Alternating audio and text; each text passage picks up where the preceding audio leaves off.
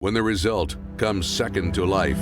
Besides my family from home, this is my second family. I love these guys with everything, and I thank God every day for letting me be alive. When athletes become trailblazers. I hope a lot of girls come down, and I can't wait to see the progress we have from this year to next year and the year after. Fight their way back from devastating injuries. I was going up ice, but then this girl just came straight through me, and my femur broke on impact. And when memories are shared on the field with family. It's just really comforting and really fun because I love my dad. Tonight, we look back at the sports stories that inspired us on and off the field for this NBC 10 special edition of Perfect 10. Hey everyone, I'm Nicole Menner. And I'm Kevin Moore. Thanks for joining us for our Perfect 10 Thanksgiving special. For 3 years, Sports Team 10 has been highlighting different athletes, coaches, and teams in the community. We've shown you stories of inspiring comebacks and athletes making a difference all across Southern New England. We'll reintroduce you to the coach who remains dedicated to his basketball team despite needing a second kidney transplant. And girls impacting the game in a big way, trailblazing on the gridiron and keeping the game safer in Providence. And the athletes who return to the field overcoming the odds. Like one North Providence multi-sport athlete who, after a near-fatal crash, made his return to the field today. I got the phone call, and we were about an hour outside of New Haven, and my wife instantly turns and goes, "We're going to see Gary at the hospital." North Providence junior Gary Cleveland and his family were driving on Route 9 in Essex, Connecticut on Christmas Eve when his car swerved off the road and hit a tree. Doctor told me I wasn't even supposed to make it out alive, so me and my mom was there all 21 days while in the hospital, so that was really my Christmas gift, my mom's Christmas gift. It was a miracle to be alive. About 3 weeks later, Gary was released from the hospital where he had numerous injuries to recover from before even thinking about returning to play sports. I broke my right ankle, I broke my right femur bone, I broke my right pelvis, I broke my left hand, I broke my left shoulder, collarbone, and I fractured my lower spine, a few vertebrae down there. Beginning some tough physical therapy. I basically had to relearn how to walk because I couldn't really walk, but I was in the parallel bars, it was kind of hard. I was getting to it, then they had me on the treadmill, and then from there, now I'm squatting with my physical therapist. It's always progress. Progress that had Gary thinking he may have been ready to return to the field earlier this summer. During summer workouts, I tried to play and I tried to run and I fell. And that's when I realized, Gary, I don't think you'll be able to do this. So then that's when I put on my big boy pants. I just started helping out with the guys and made sure the guys get better. Which is why, for the time being, Gary is trading his pads for a clipboard. Last year. This guy just run that up. Yeah, he's a good football mind, so we keep him close by. He charts all the plays. And he's giving me some insight of, hey, coach, when you ran this on third down, we had some success. So that's some great stuff to have a student that should be out on the field, but unfortunately can't be, is now helping out the coaches. The goal for Gary is to be back on the football field and basketball court this season, but if that's not in the cards, Gary is just fine being surrounded by his second family. These are my guys. The coaches are great guys. I love all the coaches. Besides my family from home, this is my second family. I love these guys with everything, and I thank God every day for letting me be alive. That was an inspiring story from Gary there. He actually came up to me a few weeks ago at the PC game, how excited he was that he's returning on Thanksgiving. Now, can't wait to see him this basketball season. Absolutely, and one player who has returned to the field is Attleboro's Tyler Dunlea, who recovered from a torn UCL thanks to the help of an MLB doctor. For a year, Attleboro junior Tyler Dunlea was waiting to hear that pop. I mean, it was awesome. It was like a long time coming. It felt great just being able to hear it again. Coming off a great freshman year, Tyler was entering his sophomore season with high expectations, but adversity quickly hit. Sixth pitch, he said he felt something, and then you could just see you could see it on his face that something wasn't right, and it's hard. Tyler had a complete distal tear of his UCL and in danger of missing the rest of his sophomore season as well as his junior season. You try to stay as a coach, but as a dad, that was just a really difficult moment. But with the help of a special team, a return for Tyler's junior year looked like a possibility. I was eligible for the brace procedure, which is actually less than Tommy John, so I was able to come back a little sooner and save my junior year. Dr. Ahmad, the New York Yankees surgeon, happened to be one of the options, and we ended up going with him, and everything him and his team did have been amazing. And by July of 2023, Tyler was able to start throwing again. See, I think it was like Christmas morning and Easter morning, everything's birthday all wrapped into one. The smile on his face he's huge, and he just kind of was like, I'm actually moving in the right direction again. I got the brace off, I can throw, and he was just the happiest I've seen him. Fast forward to this past April, just 17 days short of the 1-year mark of the UCL tear, Tyler was back playing the game he loves.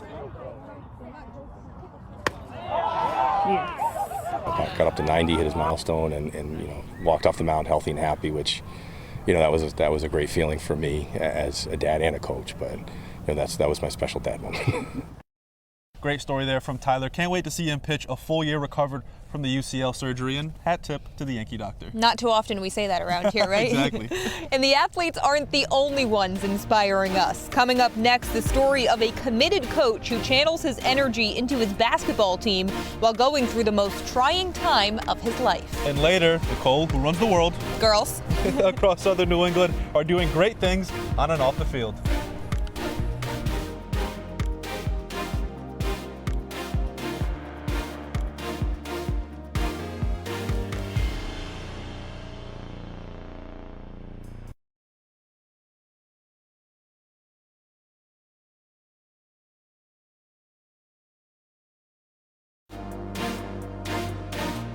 Welcome back. Nicole, we highlighted athletes overcoming obstacles on the field, but you introduce us to a coach who continues to make an impact despite needing a kidney transplant. Yeah, Central basketball coach Mike Reed is actually in need of a second kidney transplant, but through it all, he's shown great resilience, continuing to coach the game he loves. It was 2007 when Central High School basketball coach Mike Reed learned his kidneys not only failed, but he had cancer growing in both. I decided cut the cancer out and get rid of both kidneys. The consequences of that is I would have no kidneys and I would need dialysis until I could get a donor. Fortunately for Reed, he quickly found a match and underwent a successful transplant. So the first time around, I was very lucky. But his journey was far from over. 2 years ago, he learned his kidney failed again. You have these follow-up appointments, and he always told me, one of these days you're going to come in and we're not going to have good news for you. That's when you know you're going to need another one. That one day was they got bad news. He said, your kidney's failing. How did you approach this news? I was a little dejected at first because someone gives you a piece of their body or their life to keep you going. So that initial failure made me feel bad. But I also realized that I don't control any of that. For the last 15 months, Reed has been back on dialysis 3 times a week, 5.5 hours at a time. It's kind of a grind. It really takes a lot of energy out of your body. All while continuing to be a dedicated coach to the Central Knights. During dialysis, are you ever keeping your mind distracted with basketball and looking at whoever I usually you're write my practice schedule. I usually watch film on my phone of who we're going to play. Sometimes when we play really bad, I'll watch the game from the night before. If that makes me feel worse, so I usually wind up turning that off. Through the most trying time of his life, Reed channels his energy into coaching the game he loves. This is the one thing that keeps me normal. For that 2 hours, nobody knows anything about kidney cancer or anything like that. I'm just Coach Reed. He encourages anyone going through something similar to find their passion. I just think in any illness, if it's possible, you got to have a sense of purpose. And I love the game. The game has been very good to me. And I like teaching the game. I would never want to not do that. Coach Reed says he's in a good spot on the kidney transplant wait list and is trusting anything thrown his way. I believe in the process, and I do believe in a higher power. Whatever cards are drawn, I'm willing to just kind of go with that. Maybe 2 times means he wants me to give a better message to people about, yeah, we can do this. You can do it twice. Mike had such a positive attitude about everything, especially going through it twice in his life now, and really great advice for anyone going through something similar to find their passion. Yeah, how can you not play hard for that man? All right, coming up next, we highlight the girls of Southern New England. My parents wouldn't let me until now, so I'm really happy that I get the chance to play. We show you a group from Johnston making history on the gridiron. Ladies on 3, Panthers on 6, 1, 2, 3! Ladies! 4, 5, 6! Panthers!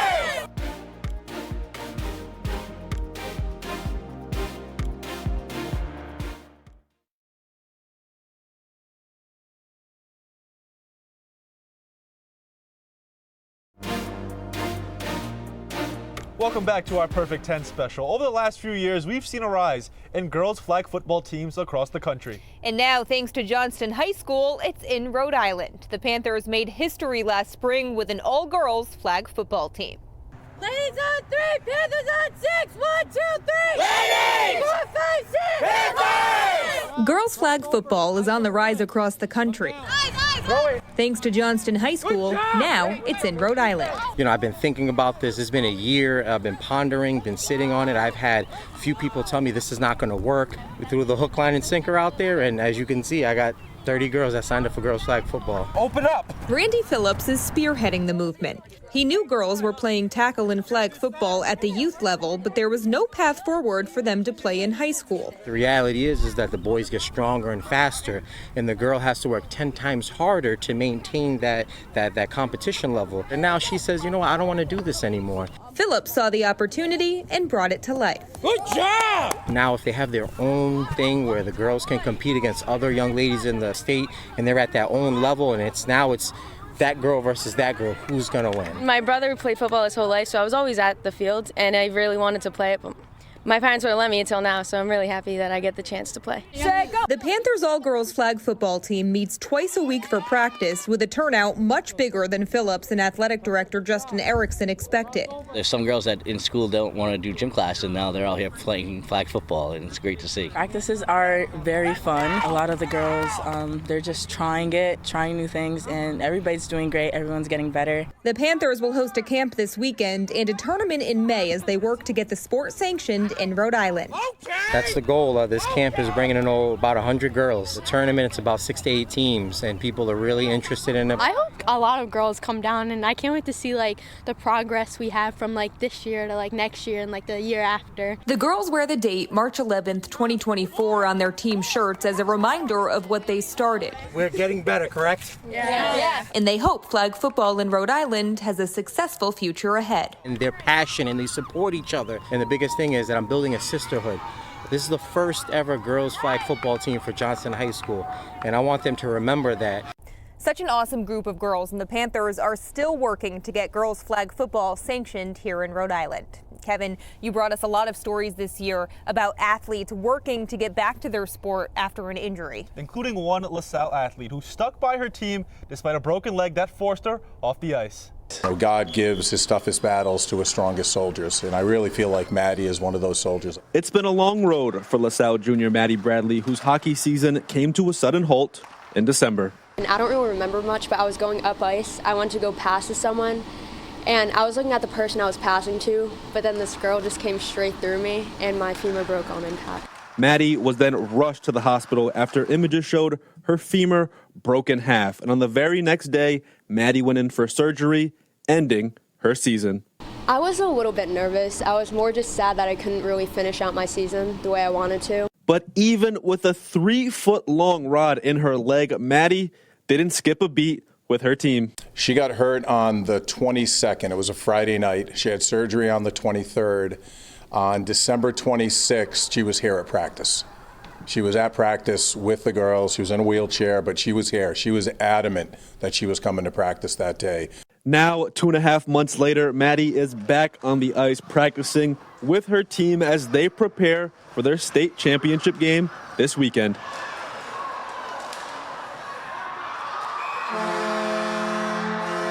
I'm definitely proud of my team, and I was able to face a lot of adversity from when I got hurt to now. And I think just being here with my team, even though I'm not playing and supporting them, it means a lot to them and to me. I mean, how do you not work as hard as you can when Maddie's sitting in the warm room dying to be on the ice? She's an inspiration beyond this team. You know, as adults, I look at people who, you know, face challenges all the time, but, you know, you have a 16-year-old girl who's facing incredible odds to get back and play sports in the same season. And she's going to be able to do it, so it's pretty crazy. And Nicole, one of my favorite moments was the first all-star high school game that we had at PC, and seeing Maddie, even though she couldn't play, being on the ice with that smile on her face. We look forward to seeing her back this season. Always there for her team. And Kevin, we didn't just show you what athletes are accomplishing on the field. One classical senior is putting safety first. Concussions in soccer hadn't been as prevalent, I guess, or they didn't think it was. When people hear the word concussion, the first sport they think of is football. But a sport that isn't far behind in most concussions is girls soccer. My sophomore year was midway through my fall soccer season. I sort of was tripped and hit the ground, hit my head. And I remember feeling dizzy, but at that time I didn't really know what the symptoms or signs of concussions were. What classical soccer player Sophie Baldwin didn't know is she suffered her first concussion, one of 3 that would force her to miss her junior season.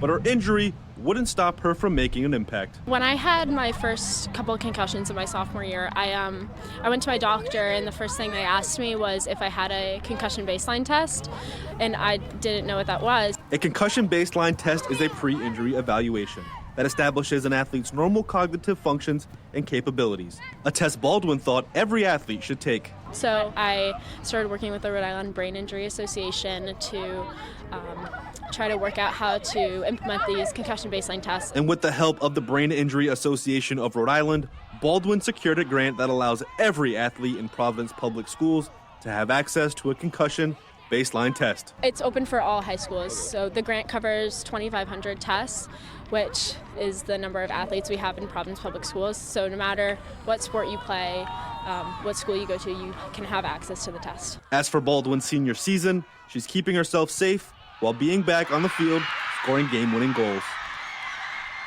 I love soccer. I never want to stop playing the sport, so I'll do whatever I can to be safe, but just, I want to keep playing. Nicole, such an impressive girl. Hopefully this is something that we can see with those concussion baseline tests all across every district, not just Providence. Yeah, smart girl for sure. Coming up next, Family First, the bond between a father-daughter duo leading LaSalle on the softball field.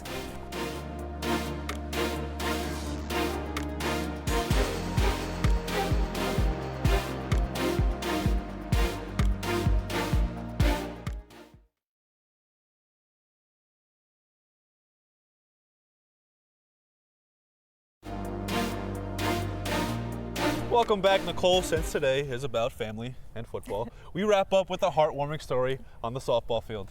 A father-daughter duo who powered LaSalle to a softball championship last spring, making lasting memories on the diamond. There's something special about a player-coach relationship, but a father-daughter relationship just hits a little different. It's just really comforting and really fun because I love my dad.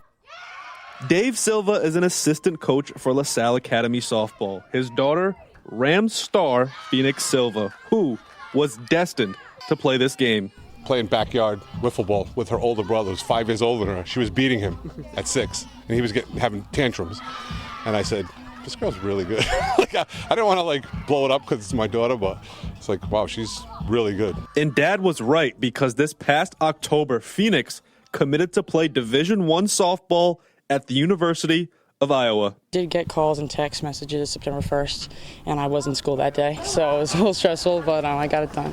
And I had 3 visits that I went on, and then I made my decision to go to Iowa October 1st, I think. A proud moment for Dad, who isn't taking any moment with his daughter for granted. Especially now that Iowa is it's there. It's literally a year and a half away, and now I'm starting to look at oh no, she's gonna be gone. I can't just go see her anytime I want. It definitely is gonna be a hard transition to not see them every day and talk to them hourly. It's definitely gonna be hard and different, but it's gonna be a different experience, and I'm grateful for that too. And Phoenix a couple weeks ago just signed her national letter of intent to go to Iowa to play softball. I'm sure her dad is gonna soak up this last season coaching his daughter. Best of luck to her. And on this Thanksgiving, we want to thank all of you across Southern New England for allowing us to share your inspiring stories. And if you don't want to miss any more Perfect 10 stories, you can catch them right here at NBC 10 every Friday night at 7. From all of us here at NBC 10, thanks for joining us and happy Thanksgiving.